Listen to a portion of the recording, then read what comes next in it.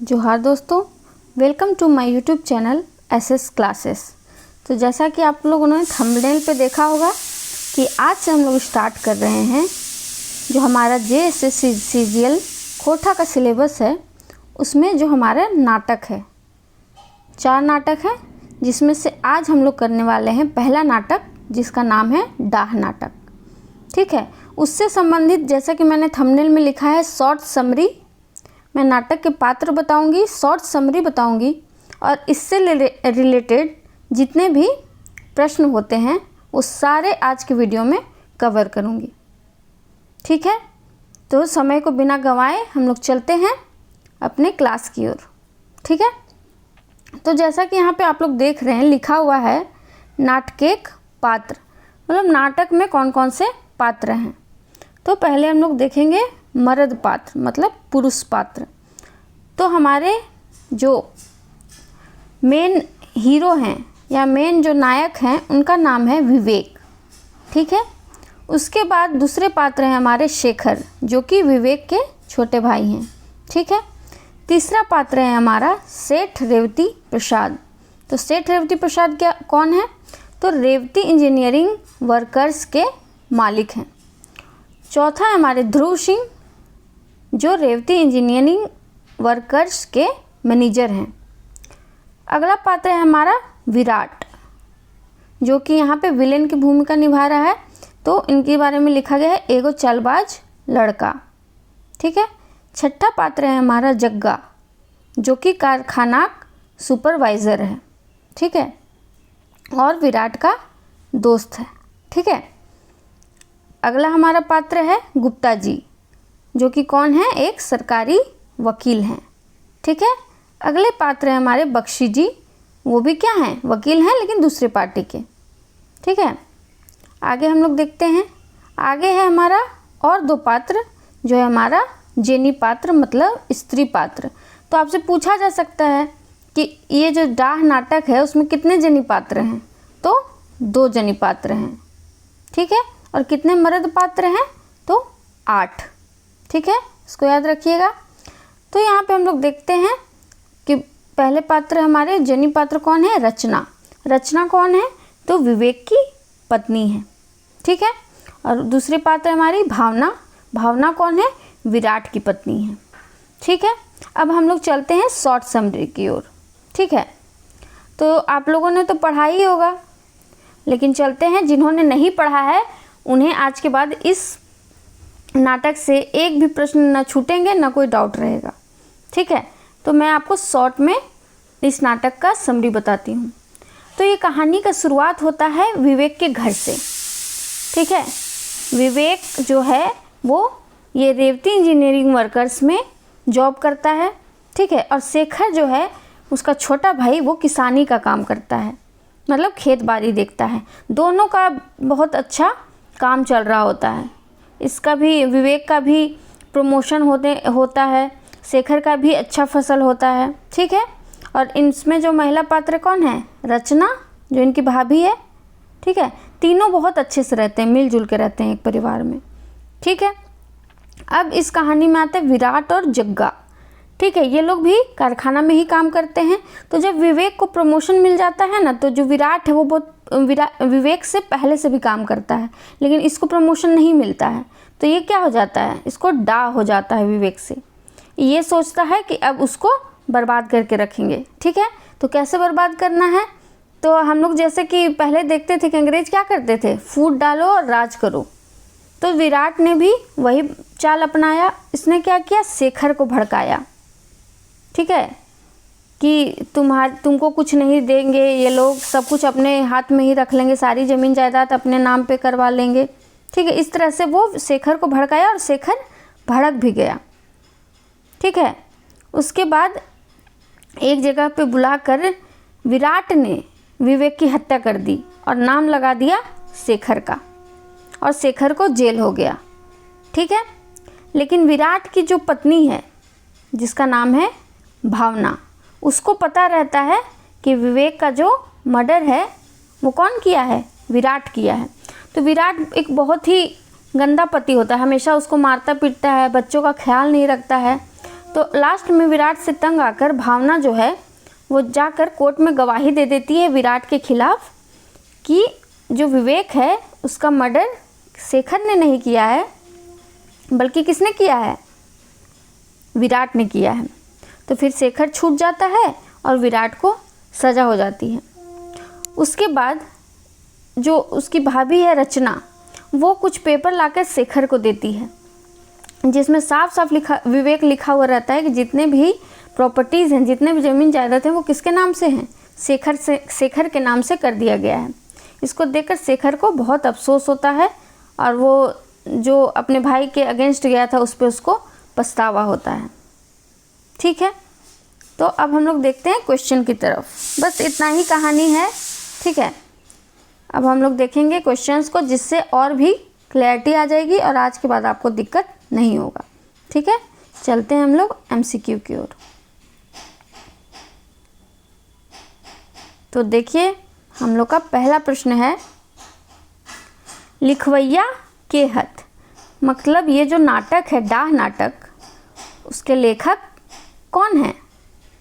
चितरंजन महतो चित्रा है, BN ओहदार है, सुकुमार है या AK झा है?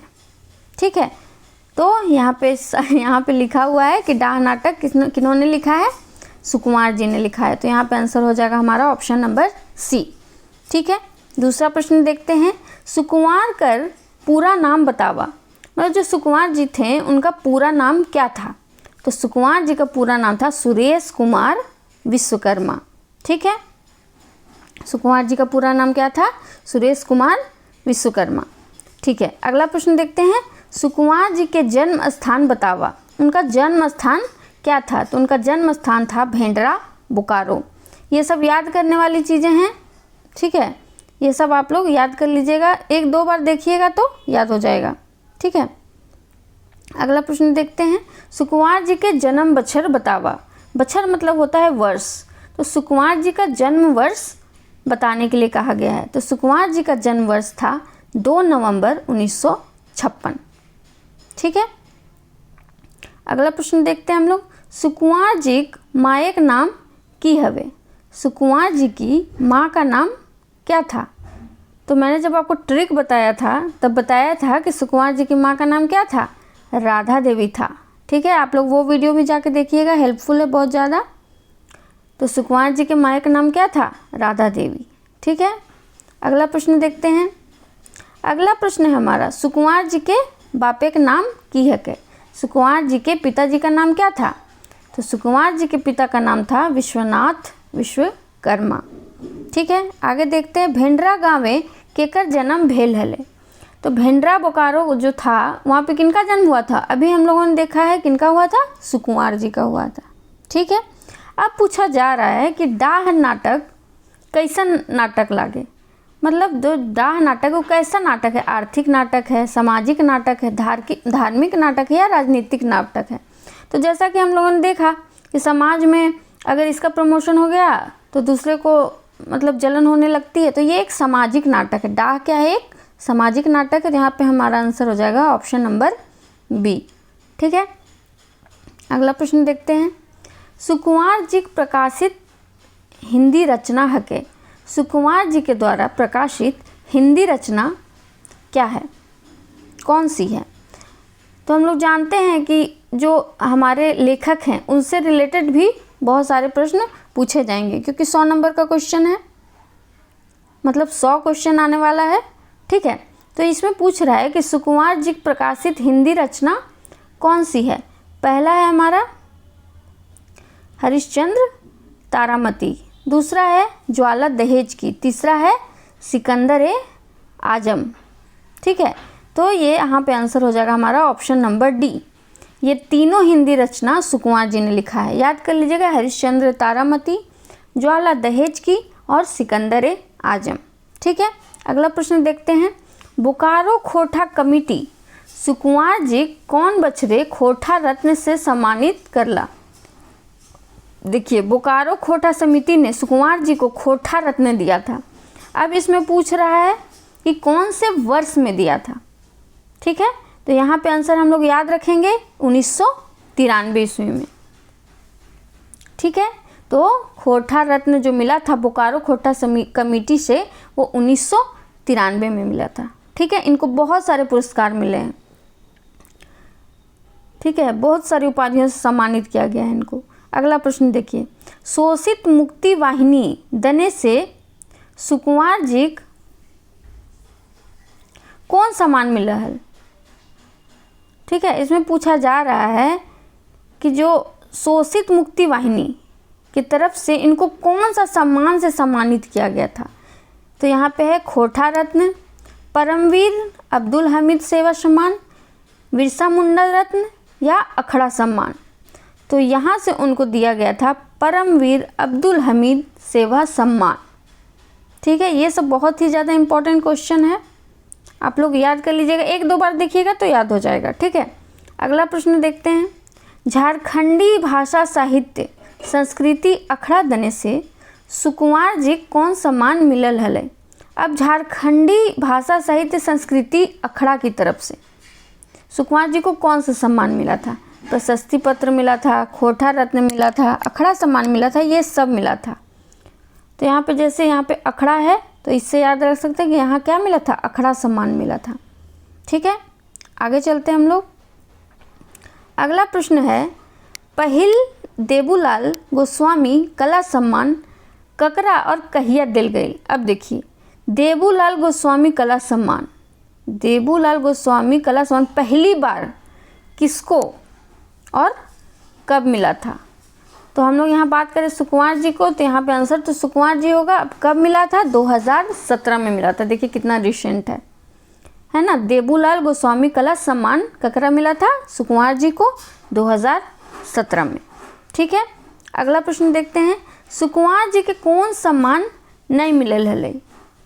तो देखते हैं, पहला झारखंड सरकार कला सम्मान, पद्मश्री, खोटा रत्न अखड़ा सम्मान, उमा फिल्म्स पानूरी स्मृति सम्मान।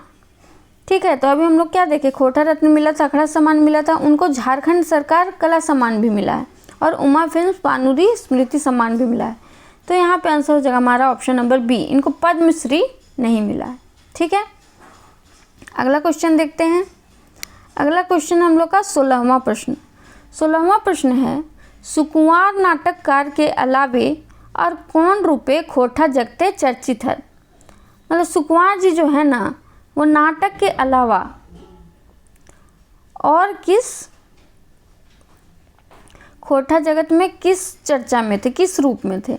गायक के रूप में थे, चित्रकार के रूप में थे, या ये दोनों थे, या उपन्यासकार के रूप में थे? ठीक है, तो हम लोग यहाँ पे ध्यान रखेंगे कि वो क्या थे? गायक थे। ठीक है, नाटककार तो थे ही परंतु गायक भी थे। ठीक है, अगला प्रश्न देखते हैं, सुकुमार खोटा के छड़ा कौन भाषाएं रचना करवत? मतलब खोटा को छोड़ के और वो किस किस चीज़ों में रचना करते थे, किस भाषा में? हिंदी, अंग्रेजी, उर्दू या ये सब? तो वो करते थे हिंदी भाषा में। अभी हम लोग देखें यहाँ पे 3 रचना उनकी हिंदी की, तो वो खोटा को छोड़ के हिंदी में रचना करते थे और वो नाटककार के अलावा क्या थे? गायक भी थे।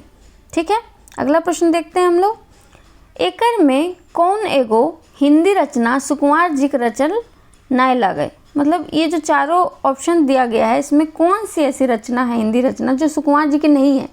तो अभी हम लोग पहले देखे थे, हरिश्चंद्र तारामती है, सिकंदर आजम है, और यहाँ पे 2 नए ऑप्शंस हैं, तो ढलती सांझ का सूरज और 2 भाई। तो 2 भाई सुकुमार जी की ही रचना है, तो यहाँ पे आंसर हो जाएगा हमारा ऑप्शन नंबर सी, ढलती सांझ का सूरज सुकुमार जी की रचना नहीं है। ठीक है, अगला प्रश्न देखते हैं हम लोग, सेवाती सुकुमार जी कैसन रचना है? जो सेवाती है वो सुकुमार जी की कैसी रचना है? नाटक है, गीत संग्रह है, कहानी है? तो यहाँ पे आंसर हो जाएगा हमारा ऑप्शन नंबर बी, खोटा के गीत संग्रह है। सेवाती जो है वो सुकुमार जी की खोटा की गीत संग्रह है। ये सब याद करना है फैक्ट्स। ठीक है, अगला प्रश्न देखते हैं हम लोग, 20वां प्रश्न। 20वां प्रश्न क्या है? ज्वाला दहेज की किनखर हिंदी रचना है? तो अभी हम लोगों ने ऊपर देखा कि सुकुमार जी की हिंदी रचना क्या कौन सी है? एक और ज्वाला दहेज की। ठीक है, आगे देखते हैं हम लोग, डाह माने की हुए है। अब हम लोग आ गए हैं नाटक के प्रश्न की ओर। अब तक हम लोगों ने 20 प्रश्न देखा जो कि रिलेटेड था हमारे किन से, लेखक से, नाटककार से। ठीक है, अब आ गया हमारा डाह नाटक का प्रश्न। डाह माने की हो है, डाह माने क्या होता है, ईर्ष्या होता है, परपरी होता है, या जलन होता है, या ये सब होता है। तो डाह मतलब ये सब होता है। ठीक है, अगला प्रश्न देखते हैं। अगला प्रश्न है डाह नाटक प्रकाशक के नाम की है। डाह नाटक के प्रकाशक का नाम क्या है? मैंने प्रकाशक के नाम का भी ट्रिक आपको बताया हुआ है, आप जाकर उसको देखेंगे, वो बहुत ही हेल्पफुल है। आपको आसानी से सारे जितने भी खोटा के सिलेबस हैं सारे के प्रकाशन वर्ष मैंने एक जगह पे बता के रखे हैं, आपको बहुत हेल्पफुल होगा। ठीक है, तो अब पूछ रहा है कि डाह नाटक के प्रकाशक का नाम क्या है? तो डाह नाटक के प्रकाशक का नाम है कुंती देवी भेंडरा बोकारो। ठीक है, इसको याद रखिएगा। अगला प्रश्न है डाह नाटक के पहल संस्करण, डाह नाटक का पहला संस्करण कौन से साल में हुआ था? ठीक है, तो इसका आंसर क्या होगा? इसका आंसर होगा 1992 में। ठीक है, डाह नाटक का पहला संस्करण 1992 में हुआ था। ठीक है, और 1993 में क्या हुआ था? उनको एक सम्मान मिला था। 1992 में डाह नाटक का पहला संस्करण। ठीक है, इसको याद रखिएगा, बहुत इंपॉर्टेंट क्वेश्चन है। डाह नाटक का पहला संस्करण 1992 में, दूसरा संस्करण 2010 में। आगे इसमें प्रश्न आएगा। ठीक है, अगला प्रश्न देखते हैं। डाह नाटक पहल संस्करण भूमिका के लिखल है। मतलब डाह नाटक जो है उसमें पहला जो संस्करण है उसकी भूमिका किसने लिखी है? ठीक है, तो उसकी भूमिका लिखी है शिवनाथ प्रामाणिक जी ने। ठीक है, अब पूछ रहा है कि डाह नाटक के ऊपर तनी ओतन गोतनेक विचार के दिले है। मतलब डाह नाटक में बोला जाता ओतन पोतन। ठीक है, तो वो किसने दिया है? तो हम लोग को याद रखना है कि डॉक्टर ए.के. झा ने डाह नाटक के ऊपर ओतन पोतन दिया है, विचार दिया है। ठीक है, अगला प्रश्न देखते हैं। अगला प्रश्न है हमारा डाह नाटक के कवर के बनावल हत। मतलब डाह नाटक का जो कवर है, कवर पेज, वो किसने बनाया है? ठीक है, यहाँ पे ऑप्शन है दिनेश दिनमणि, ए.के. झा, चितरंजन महतो या सुकुमार जी। तो यहाँ पे आंसर होगा हमारा option number A, Dinesh Dinmani. डाह नाटक का कवर किसने बनाया है? दिनेश दिनमणि जी ने। ठीक है, अगला प्रश्न देखते हैं। डाह नाटक के कवर कहाँ बनल है? बनाया तो दिनेश दिनमणि जी ने, लेकिन कहाँ पे बनाया गया है? ठीक है, तो याद रखेंगे 12D जैना मोड़। ठीक है, अगला प्रश्न देखते हैं। डाह नाटक कौन ठीन सेवरायल है? डाह नाटक कहाँ पे बनाया गया है? तो जो उनका जन्म स्थान है भेंडरा। ठीक है, अगला प्रश्न देखें हम लोग। आई होप आपको कोई प्रॉब्लम नहीं होगी अभी तक। अगला प्रश्न देखते हैं। भेंडरा कौन जिला मिला है? भेंडरा जो है वो कौन से जिला में मिलता है? हम लोगों ने ऊपर देखा है बोकारो जिला में। ठीक है, अगला प्रश्न देखते हैं। डाह कर कई गो संस्करण बहराइल है। डाह नाटक का कितना संस्करण अभी तक आया है? तो 3 संस्करण आया। पहला संस्करण कब आया? अभी मैंने आपको बताया था 1992 में। दूसरा संस्करण कब आया? 2010 में। और तीसरा संस्करण कब आया? 2019 में। ठीक है, इसको याद रखिएगा, बहुत इंपॉर्टेंट है। ठीक है, तो यहाँ पे आंसर हो जाएगा हमारा ऑप्शन नंबर डी, 3 संस्करण इसका आया है। ठीक है, अगला प्रश्न देखें। अब अगला प्रश्न पूछ रहा है डाह नाटक के 2 संस्करण बहराइल है। अब देखिए, अभी मैंने आपको आंसर बताया कि दूसरा संस्करण कब आया था? 2010 में। ठीक है, आगे देखते हैं। डाह नाटक के दूसरा संस्करण के भूमिका के लिखले है। अब पूछ रहा है कि दूसरे जो संस्करण हुआ उसमें भूमिका किसने लिखा है? तो पहले में किसने लिखा था? प्रामाणिक जी ने। तो दूसरे में किसने लिखा? B.N. ओहदार जी ने। ठीक है, इसको याद रखिएगा। अगला प्रश्न है डाह नाटक में 2 शब्द कौन लिख ले? डाह नाटक में जो 2 शब्द है वो किसने लिखा है? तो डाह नाटक में याद रखिएगा B.P. राजेश जी ने। ठीक है, डाह नाटक में 2 शब्द B.P. राजेश जी ने लिखा है। अब पूछ रहा है कि B.P. राजेश की लागत मतलब बीपी राजेश जो हैं वो क्या लगते हैं, तो वो एक नाटककार हैं, ठीक है। वो कहाँ के हैं, भागलपुर के हैं।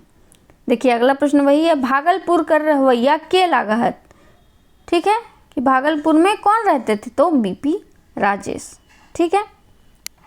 आगे देखते हैं अगला प्रश्न यही है, डाह नाटक तीसरा संस्करण कौन बछड़े इंजराइल हल। मतलब डाह नाटक का जो तीसरा संस्करण है वो कौन से वर्ष में आया, तो अभी मैंने आपको बताया 2019 में आया, ठीक है। डाह नाटक एक शुभकामना लेख के लिख लिया, मतलब डाह नाटक में जो शुभकामना लेख है वो किसने लिखा है, तो डाह नाटक में शुभकामना लेख किसने लिखा है, शिव प्रसाद महतो। अब देखिए यहाँ से लिंक करते हैं, BN हवलदार जी ने क्या लिखा था, दूसरा जो संस्करण आया था उसका भूमिका। AK झा जी ने क्या लिखा था, ओतन पोतन, ठीक है। इस तरह से लिंक करते चलिएगा। और पहले संस्करण की भूमिका किसने लिखी थी, शिवनाथ प्रामाणिक जी ने, ठीक है।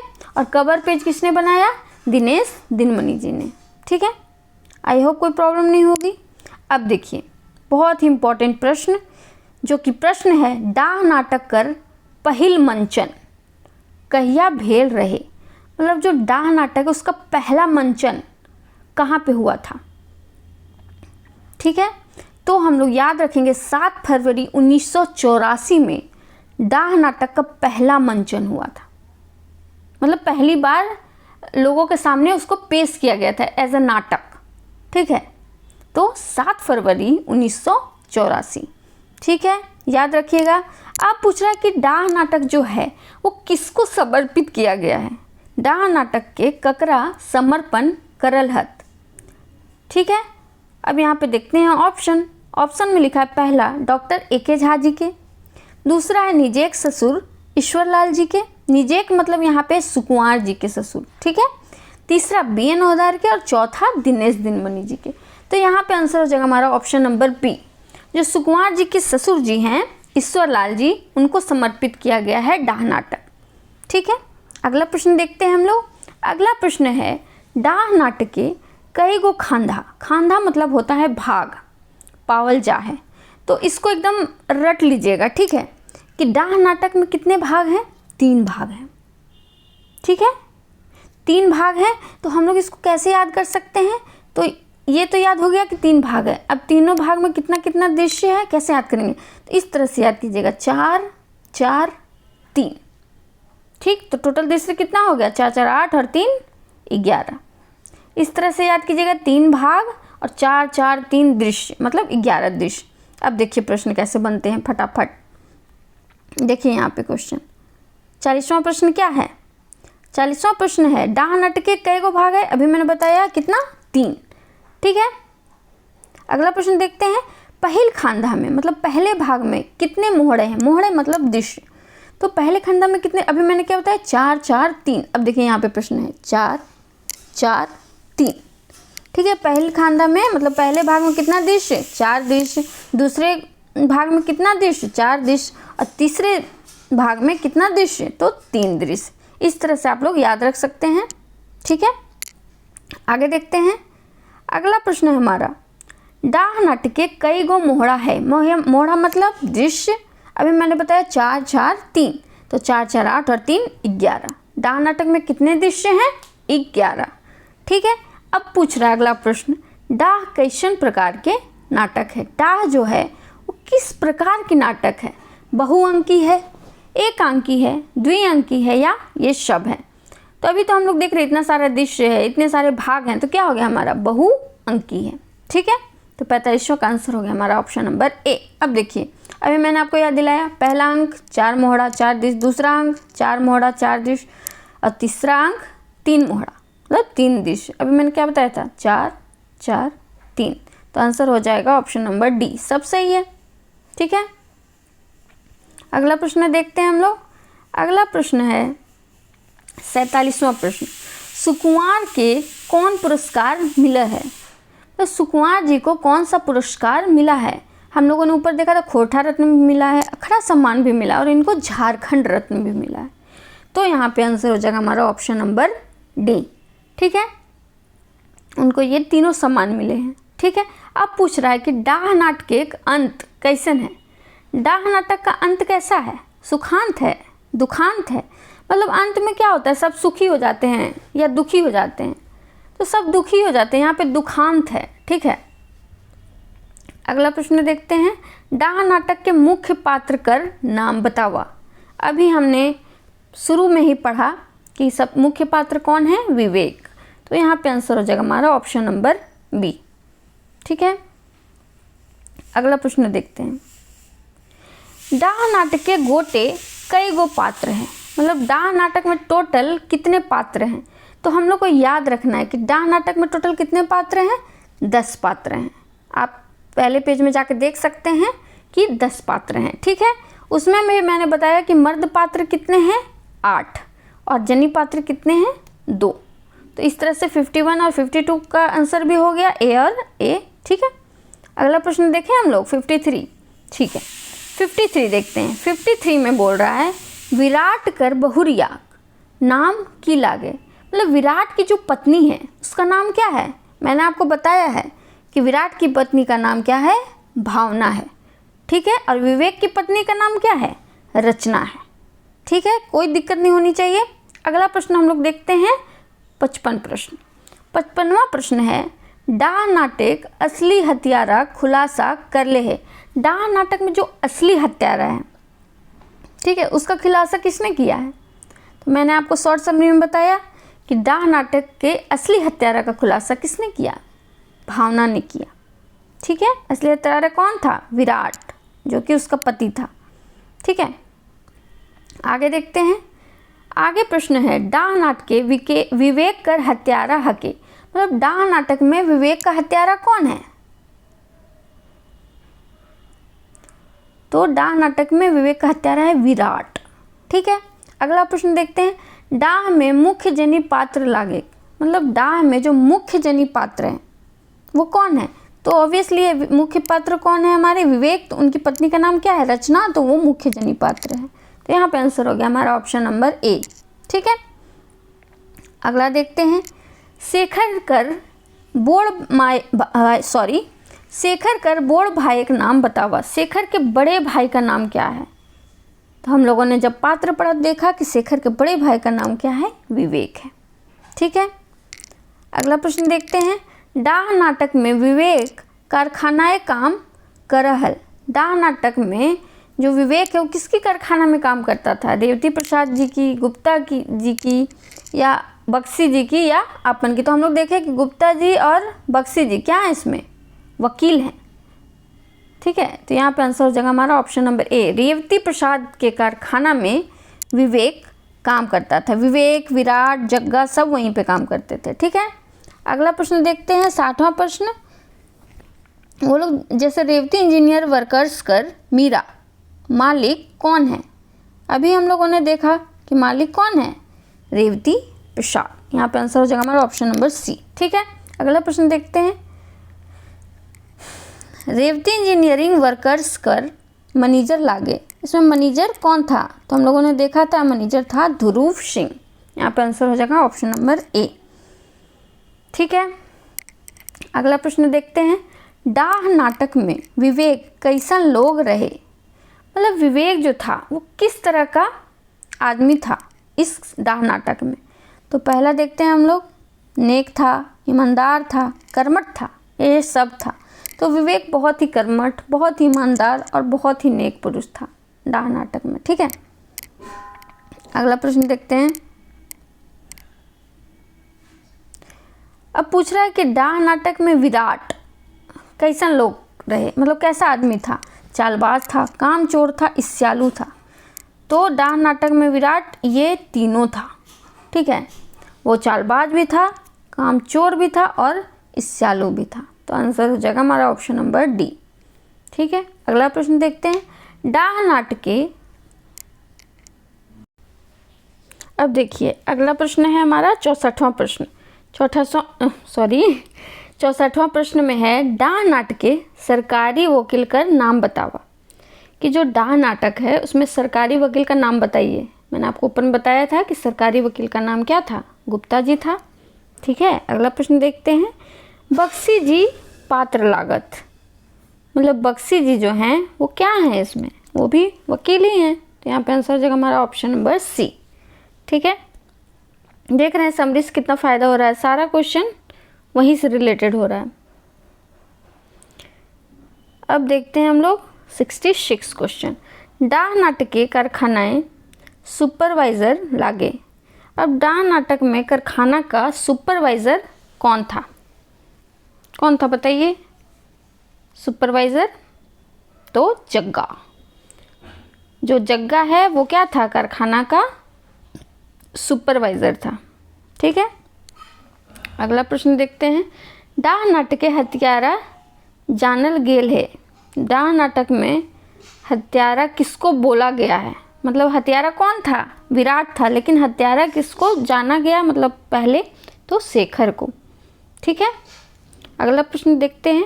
कौन बेमेल है? मतलब इसमें से कौन सा बेमेल है? रचना विवेक बहू सही है, भावना विराट की बहू सही है, विवेक शेखर एक बड़े भाई सही है, ध्रुव सिंह एक चालबाज नहीं, ये गलत है। ध्रुव सिंह कौन था? मैनेजर था। चालबाज कौन था? विराट।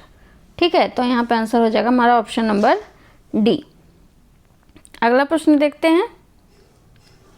अगला प्रश्न है फिर से वही, कौन बेमेल है देखते हैं। पहला शेखर, विवेक छोट भाई सही है, रेवती प्रसाद मीरा, मीरा मतलब होता है मालिक सही है, ध्रुव सिंह अभी मैंने बताया मैनेजर सही है, विराट शेखर एक छोट भाई बड़ भाई गलत। बड़ भाई कौन है? विवेक। तो यहाँ पे आंसर हो जाएगा हमारा ऑप्शन नंबर डी। अगला प्रश्न देखते हैं 70वां प्रश्न। 70वां प्रश्न है हमारा, कौन दोगो पात्र भाई हला? कौन दोगो पात्र भाई थे? तो अब तक तो क्लियर हो गया होगा कि शेखर और विवेक भाई थे। ठीक है, विराट और जग्गा क्या था? दोस्त था। ठीक है, अगला प्रश्न देखते हैं। कौन बेमेल है? विराट एगो चालबाज सही है, जग्गा सुपरवाइजर सही है, गुप्ता जी एगो सरकारी वकील सही है, विवेक जग्गा के बड़ भाई गलत। ठीक है, तो यहाँ पे आंसर हो जाएगा हमारा ऑप्शन नंबर डी। अगला प्रश्न देखते हैं। अगला प्रश्न है कौन बेमेल है?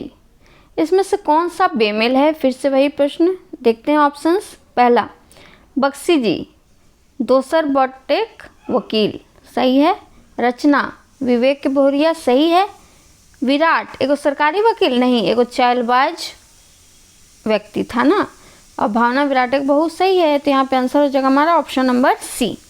ठीक है, अगला प्रश्न देखते हैं। डाह नाटके जग्गा के है? डाह नाटक में जग्गा जो है वो कौन है? ठीक है, तो जग्गा विराट के संगी, विवेक के संगी, शेखर के संगी या सब है? तो जग्गा जो है कौन? विराट का दोस्त है। ठीक है, अगला प्रश्न देखते हैं। बख्शी जी पात्र लागत। बख्शी जी कौन थे? हम लोग जानते हैं बख्शी जी क्या थे? वकील थे। ठीक है, अगला प्रश्न देखते हैं। डाह नाटके केकर इतिया भेल हलई? सॉरी, यहाँ इतिया नहीं होगा, यहाँ हत्या होगा। ठीक है, तो किसकी हत्या हुई थी डाह नाटक में? तो विवेक की। यहाँ पे आंसर हो जाएगा हमारा ऑप्शन नंबर बी। ठीक है, अगला प्रश्न देखते हैं। रेवती प्रसाद कर कारखानाएँ कौन कौन कामें कर रहा था? रेवती प्रसाद कारखाना में कौन कौन काम करता था? विराट, जग्गा, विवेक, तो ये सब तो वहीं पे काम करते थे। ठीक है, अगला प्रश्न देखते हैं। विवेक केकर से रुपया मांगल रहा? विवेक जो है वो किससे पैसा मांगता है? तो विवेक मीरा रेवती प्रसाद से पैसा मांगता है, मैनेजर ध्रुव सिंह से पैसा मांगता है, विराट से या जग्गा से? तो हम लोग जब कहानी पढ़ेंगे ना तो देखेंगे कि विवेक जो है मैनेजर ध्रुव सिंह से पैसा मांगता है, उसको पानी पटाने वाला मशीन खरीदना रहता है अपने भाई के लिए। ठीक है, अगला प्रश्न देखते हैं। डाह नाटक के कौन पात्र चाषवास के काम करो हले? ठीक है, डाह नाटक में कौन सा पात्र है जो पूरा काम करता था, मतलब खेत बाड़ी का काम करता था? तो यहाँ पे आंसर हो जाएगा हमारा ऑप्शन नंबर बी, शेखर बहुत मेहनत से काम करता था। ठीक है, अगला प्रश्न देखते हैं। अगले प्रश्न में बोल रहा है विवेक के बैल के कितने रुपया बाकी हले? जो विवेक ने बैल खरीदा था उसका कितना रुपया बाकी था उसका? तो यहाँ पे आंसर हो जाएगा हमारा ऑप्शन नंबर ए, 400 रुपया। ठीक है, सब याद रखिएगा, ये सब क्वेश्चन मतलब एकदम अंदर से क्वेश्चन पूछा जा सकता है। कि विवेक के बैल के कते रुपया बाकी हले, तो 400 रुपया बाकी था। अब पूछा जा रहा है कि मैनेजर ध्रुव सिंह विवेक के कितना रुपया देल रहे। ठीक है, मैनेजर ध्रुव सिंह ने विवेक को कितना रुपया दिया, तो 500 रुपया दिया। लेकिन विवेक ने कितना पैसा मांगा था, 1000 रुपया मांगा था, लेकिन ध्रुव सिंह ने कितना पैसा दिया, 500 रुपया दिया। अगला प्रश्न है, विवेक मैनेजर से किले रुपया मांगल, मतलब विवेक जो मैनेजर से किस लिए रुपया मांगा। अभी मैंने क्या बताया, पानी पटाने का मशीन, तो यहाँ पे आंसर है हमारा ऑप्शन नंबर सी, पैसा मांगा था पानी पटाने का मशीन लेने के लिए अपने भाई के लिए। अगला प्रश्न देखें, अगला प्रश्न है हमारा, विवेक ध्रुव सिंह से कितना रुपया मांगा है। अभी मैंने आपको बताया कि कितना रुपया मांगा था, 1000 रुपया, लेकिन मिला कितना, 500 रुपया। तो यहाँ पे आंसर हो जाएगा हमारा ऑप्शन नंबर ए। ठीक है, अगला प्रश्न देखते हैं, विवेक कते पावर वाला इंजन किने की बात कहो है। जो विवेक है वो कितने पावर का इंजन खरीदने का बात करता है। ठीक है, तो इसको याद रखिएगा कि 5 HP। ठीक है, 5 HP इंजन का पावर का, 5 HP पावर का इंजन खरीदने का बात करता है। HP मतलब हॉर्स पावर।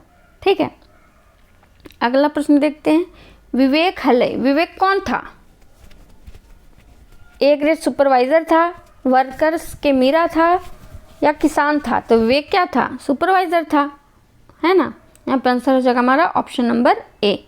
अगला प्रश्न देखते हैं, अगला प्रश्न है, आइस भजुआ तेली राजा भोज बन गेलक, एकर माने की होगा है, मतलब इसका मतलब पूछ रहे थे। इसका मतलब होता है आज साधारण उच्च विशिष्ट बन गया। ठीक है, तो ये जो बोला नहीं जाता है कि आज नहीं, कहावत है कि कहाँ राजा भोज और कहाँ गंगू तेली, तो इसमें बोला गया कि आज राजा भोज बन गया है गंगू तेली। ठीक है, तो मतलब आज साधारण व्यक्ति जो है उच्च और विशिष्ट बन गया है। ठीक है, अगला प्रश्न देखते हैं, कैसन विशेषता विवेक के सभे ले बेसी नामेजका बनवे हल, मतलब विवेक की कौन सी विशेषता है जो सबके सामने सबसे अलग उसको बनाती थी। तो देखते हैं यहाँ ऑप्शन क्या क्या है, माल बनवे में दोसर से 2 डेग आगू रहे, मतलब कुछ भी काम रहता तो दुगना कर लेता था सबसे। सवैये काम पर आगू, हमेशा समय पे आता था काम पे। और तीसरा है कामेक सवैये पूरी चेत रहेगा, मतलब इधर उधर मतलब टाइम पास नहीं करता था, काम समय काम करता था। और अगला ऑप्शन है ऑप्शन नंबर डी। तो ये सारी विशेषता थी विवेक की। ठीक है, अगला प्रश्न देखते हैं, विवेक एक प्रमोशन भेल हले, विवेक का जो प्रमोशन हुआ था वो किससे किस में हुआ था। ठीक है, तो हम लोगों ने अभी क्या देखा था, सुपरवाइजर था, उसका प्रमोशन करके कर दिया गया सुपरवाइजर से फोरमैन। ठीक है, याद रखिएगा इसको। अगला प्रश्न देखते हैं, विवेक एक तनख्वाह कते टका बढ़ाई दियल गेल। विवेक की जो तनख्वाह है, जब उसको सुपरवाइजर से फोरमैन बनाया गया तो उसकी तनख्वाह कितनी बढ़ाई दी गई। ठीक है, तो 80 रुपया। इसको भी याद रखिएगा कि जब उसकी तनख्वाह कितनी बढ़ी गई, 80 रुपया। ठीक है, अगला प्रश्न देखते हैं, के ई नाटक के दारू पिए हिला, इस नाटक में कौन कौन दारू पीता था। विराट, जग्गा, शेखर या ए और बी, मतलब विराट और जग्गा। तो यहाँ पे आंसर हो जाएगा हमारा ऑप्शन नंबर सी, विराट और जग्गा दोस्त थे, वो दोनों दारू पीते थे और बस तिक्रम सोचते रहते थे। अगला प्रश्न देखते हैं, 90, खांधाक तेसर दृश्य केकर बेटा बेजार हल, मतलब खांधा में कि भाग 3 में किसका बेटा बेजार था, मतलब बहुत बीमार था। विराट का, शेखर का, जग्गा का या विवेक का। तो विराट का बेटा बहुत ज़्यादा बीमार था, लेकिन वो क्या करता था, पैसा से दारू पी जाता था, दवाई वगैरह नहीं लाता था। अगला प्रश्न देखते हैं, के कहो है घोड़े जूता मुड़ाक मुकुट नहीं बने, मतलब पैर का जो जूता है ना वो सर का मुकुट कभी नहीं बनता है, ये कौन बोला। तो जो सेठ था वो बोला। ठीक है, अगला प्रश्न देखते हैं, ईटा काहे बिसर जाहे। यहाँ पे विसर का मतलब क्या है, तो बिसरना का मतलब होता है भूल जाना। तो यहाँ पे आंसर हो जाएगा हमारा ऑप्शन नंबर बी। ठीक है, अगला प्रश्न देखते हैं, 93, विवेक कते टका एडवांस मांगो है। मतलब विवेक जो है वो कितने टका एडवांस मांगता है हम लोग पहले ही देख चुके हैं। आंसर हो जाएगा ऑप्शन नंबर ए, 1000 रुपया। ठीक है, अगला प्रश्न देखते हैं। एगो तनी बुडुक फॉर्मेनी करके 4000 जमा कर लेना कोनो खेला मामा नहीं हके। ठीक है, अब जैसे कि बोला जाता है कि हर सब बात किसी को नहीं बताना चाहिए, तो विवेक क्या किया, वहाँ पे उसके मालिक थे और मैनेजर बैठे हुए, तो उन लोगों के सामने बता दिया कि वो 4000 रुपया जमा किया, उसको 1000 रुपया और चाहिए मशीन खरीदने के लिए। तो उसी में ये जो किसने कहा है, सेठ ने कहा है। ठीक है, कि जो फॉर्मनी का काम करके और तुम 4000 रुपया जमा कर लियो, कोई खेल का बात नहीं है। तो यहाँ पे आंसर हो जाएगा हमारा ऑप्शन नंबर बी। ठीक है, सेठ विवेक से बोला। अगला प्रश्न देखते हैं। विवेक मशीन किने खातिर घारे कितना रुपया जुगाड़ले रहे। अभी मैंने बताया कितना रुपया जमा किया था, 4000 रुपया। ठीक है, अगला प्रश्न देखते हैं हम लोग। अगला प्रश्न है, अब जैसे यहाँ पे वो बता दिया कि 4000 रुपये जमा किए हैं, तो आजकल कोई बढ़ते हुए देखना चाहता है तो क्या करता है उसका मालिक, कि वो चोरी करवा देता है उसके घर में। वो 1000 मांगता, 500 रुपया तो देता है लेकिन चोरी करवा देता है।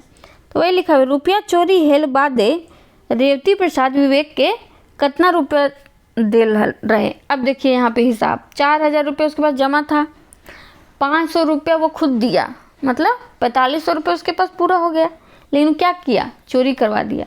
अब जब बताया विवेक रेवती प्रसाद को, तो क्या किया, 5000 रुपये उसको दे दिया कि लो तुम 5000 रुपये लो और जाके मशीन खरीद लो। देखिए अब कितना का इसको उधारी हो गया, 500 पहले दिया था, अभी 5000, 5500 का उधारी हो गया। उसी का पैसा उसी को दिया। ठीक है, लेकिन कहाँ चला गया, उधारी में। तो यहाँ पे आंसर हो जाएगा हमारा ऑप्शन नंबर ए। अगला प्रश्न देखते हैं। रुपया दिल बादे विवेक के की समझावर। मतलब रुपया देने के बाद जो मालिक है विवेक को क्या समझाया, ई टका जे एखन दिलियो इटा केकरो नहीं कहिए। मतलब ये जो हम तुमको पैसा दिए हो किसी को मत कहना, नहीं तो शोभे मजूरन तंग कर लगता। मतलब नहीं तो सभी जो मजदूर हैं वो हमको तंग करने लगेंगे। एकर दिशा राखिए भाई, मतलब जो दिए हैं उसका मान रखना। ठीक है, ये सब कहा। तो यहाँ पे आंसर हो जाएगा हमारा ऑप्शन नंबर डी। ठीक है, अगला प्रश्न देखते हैं। फोरमैन बनल बादे लेट आयल विराट के विवेक की कहल। मतलब फोरमैन बन गया विवेक, तो विराट को क्या बोला, तोरा आइस कामे ढूंढे नहीं देबो, तोय आइस देर कर के आल हैं, तोय आइस धार, ये सब है। तो जब विराट तो हमेशा लेट करके आता था, लेकिन जब विवेक बन गया फोरमैन, तो विराट पे ये क्या क्या बोला कि आज तुम काम पे बहुत लेट से आए हो, अब लेट से नहीं आना। ठीक है ना, अब तुमको काम नहीं करने देंगे, घुसने नहीं देंगे, अब तुम जाओ कहाँ, घर जाओ। ठीक है, अगला प्रश्न देखते हैं। रुपया दिल बादे रेवती प्रसाद विवेक के कौन पद दिल। मतलब पैसा दे दिया, उसके बाद उसको कौन सा पद दिया, यही पूछ रहा है। तो बाद में वो क्या बना था, फोरमैन बना था। तो यहाँ पे आंसर हो जाएगा हमारा ऑप्शन नंबर बी। अगला प्रश्न देखते हैं। काम में ढुके दिल बादे विराट कर मने की भाव लागल। तो काम में ढुकने के बाद विराट के मन में क्या भाव हो गया। तो जैसे कि वो पहले फ्री था, कोई कुछ नहीं बोलता, लेकिन विवेक उसको ताना मारने लगा। ठीक है ना, तो उसको क्या हो गया, प्रेम आया विवेक पे नहीं, घृणा आया नहीं, तो क्या आया, उसको डा हो गया, उसको ईर्ष्या होने लगा विवेक से। ठीक है, कि अभी बन गया फोरमैन तो बहुत तेज बन रहा है, इस टाइप का उसको ईर्ष्या होने लगा। तो हमारा 100 प्रश्न हो चुका है और 50 प्रश्न और बचा है, लेकिन वीडियो काफ़ी लंबा हो जा रहा है। तो अभी पार्ट 1 और पार्ट 2 करके डाल देंगे, अगले पार्ट 2 में 50 प्रश्न और करवा देंगे। ठीक है, ताकि वीडियो थोड़ा सा छोटा हो जाए, मतलब ज़्यादा देर का ना हो, अपलोड करने में दिक्कत होता है। ठीक है, तो आई होप आपको मेरा क्लास पसंद आया होगा। अगर आपको लगता है कि मेरा क्लास इंपॉर्टेंट है तो इसको लाइक करें, शेयर करें और सब्सक्राइब करें। Thank you so much.